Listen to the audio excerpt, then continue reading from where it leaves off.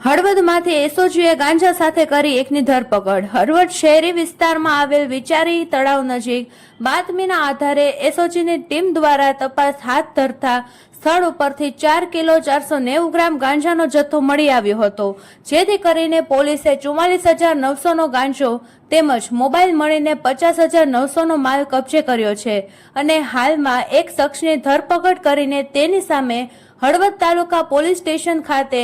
NDPS act મુજબ ગુનો નોંધીને આગળની કાર્યવાહી હાથ ધરી છે।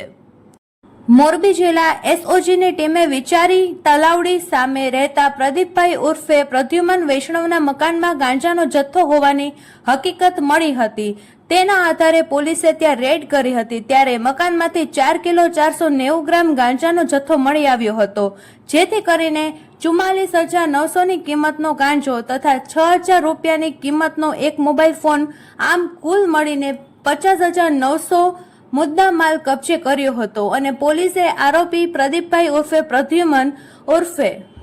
પદબાપુ ઈશ્વરદાસ વૈષ્ણવની ધરપકડ કરી હતી અને તેની સામે હળવદ તાલુકા પોલીસ સ્ટેશન ખાતે એનડીપીએસ એક્ટ મુજબ ગુનો નોંધીને પોલીસે આગળની કાર્યવાહી હાથ ધરી છે।